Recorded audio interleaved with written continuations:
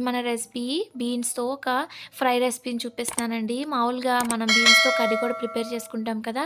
Beans వల్ల మనకి చాలా హెల్త్ బెనిఫిట్స్ ఉన్నాయి కదండీ! ఈ బీన్స్ ఫ్రైని మనం సాంబార్ చేసుకున్నప్పుడు కూడా సైడ్ డిష్‌గా చాలా బావుండిద్దండి. అది ఎలా చేసుకోవాలో చూసేద్దాం వచ్చేయండి. ఫస్ట్ అయితే మసాలా ప్రిపేర్ చేసుకోవాలి. దానికోసం ప్యాన్‌లో 1 ½ స్పూన్ దాకా పచ్చిశనగపప్పు, స్పూన్ దాకా నువ్వులు వేసేసుకొని ఆయిల్ లేకుండానే ఫ్రై చేసుకోవాలనమాట. ఇలా కొంచెం కలర్ మారిపోయాక దీన్ని తీసుకొని మిక్సీ జార్‌లో వేసేసుకుందాం.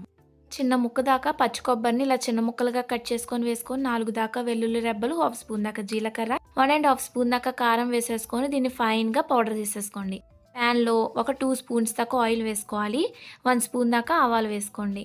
తర్వాత ఒక ఆనియన్‌ని సన్నగా కట్ చేసుకోవాలండి. ఎంత సన్నగా అయితే అంత సన్నగా కట్ చేసుకోండి. తర్వాత ఇలా కొంచెం ఫ్రై చేసుకున్నాక కొద్దిగా కరివేపాకు కూడా వేసేసుకొని ఆనియన్స్ బ్రౌన్ కలర్ వచ్చేంత వరకు ఫ్రై చేసుకోవాలి. ఇలా కొంచెం కలర్ మారిపోయాక ఇప్పుడు ఒక పావు కిలో దాకా బీన్స్ తీసుకోవాలండి.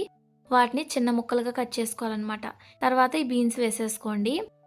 తర్వాత ఒకసారి ఫ్రై చేసుకొని మన రుచికి సరిపడినంత సాల్ట్, హాఫ్ స్పూన్ దాకా పసుపు వేసేసుకొని ఫ్రై చేసుకోండి. తర్వాత మూత పెట్టేసుకొని బీన్స్‌ని బాగా మగ్గించుకోవాలనమాట. బీన్స్ అనేది బాగా కుక్ అవ్వాలండి. మగ్గిపోయాయి కదా!